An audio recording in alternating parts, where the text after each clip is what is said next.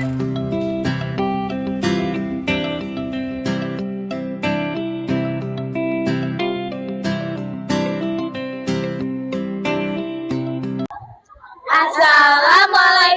warahmatullahi wabarakatuh. Kami dari kelompok 3 yang beranggotakan saya Septiania Kaputri, presensi 35. Saya Hasna Putri Aulia dari presensi 15. Saya Natania Nova Zelenda dari presensi 28. Saya Audrey Keisha Hermawan dari presensi 6. Saya Salsabila Naura Syifa dari presensi 33. Dan saya Arlita Hirunisa dari presensi nomor 4. Kami akan menunjukkan tugas video sejarah tentang makam Syekh Maulana Maghribi Ujung Negoro. Stay tune guys. Bye-bye.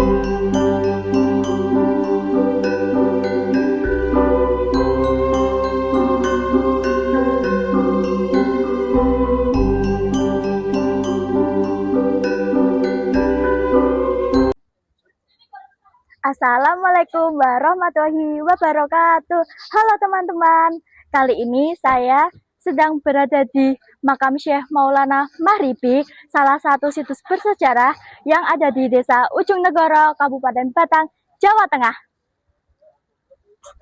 Pada kesempatan kali ini, saya akan mewawancari Bapak Surono selaku Sekretariat Makam Syekh Maulana Maghribi. Sebelumnya boleh kami tahu nama Bapak siapa? Bisa ceritakan sedikit tentang sejarah dari Syekh Maulana? Bisa. Sebelumnya saya menceritakan sedikit beliau Syekh Maulana Maghribi. Jadi kalau kepingin ngerti sejarah beliau itu tidak begitu akurat, karena beliau datang di tanah Jawa, terus beliau diamanatkan untuk menyebarkan agama Islam, juga memberi ilmu tauhid kepada penduduk Jawa pada umumnya, yang notabene dulu itu mayoritas itu pemeluk Hindu. Maka dari itu beliau itu datang ke Pulau Jawa ini kurang lebih itu pada abad ke-7 sampai abad 14, itu pun bertahap.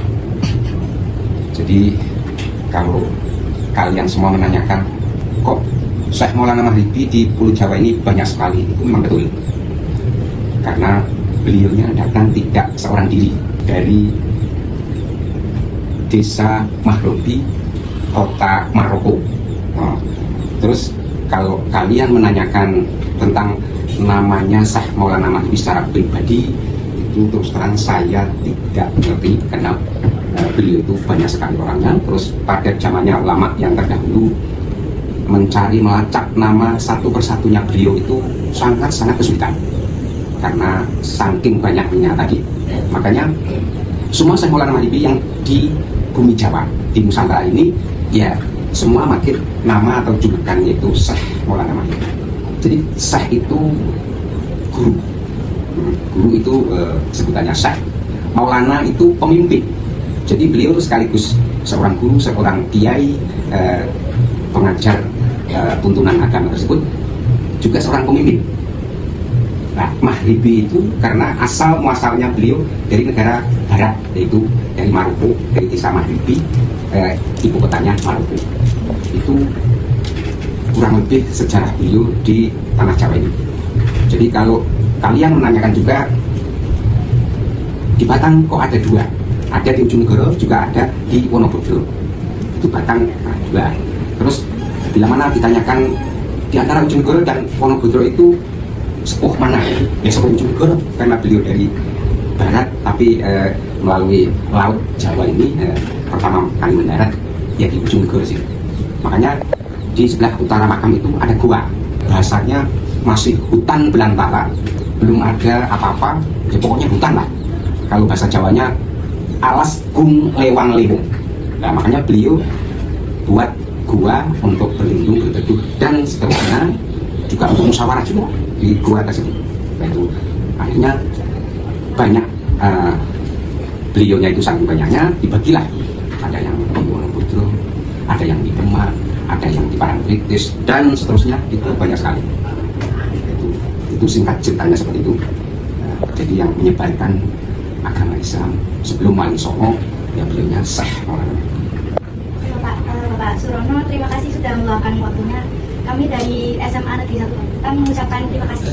Kembali kasih. Sebagai generasi muda, kita harus menghargai jasa para ulama dan tokoh sejarah seperti beliau.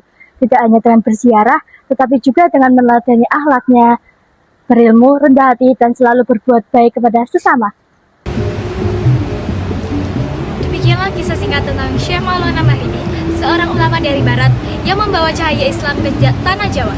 Semoga kita dapat mengambil hikmah dari perjuangannya dan semakin mencintai sejarah bangsa kita.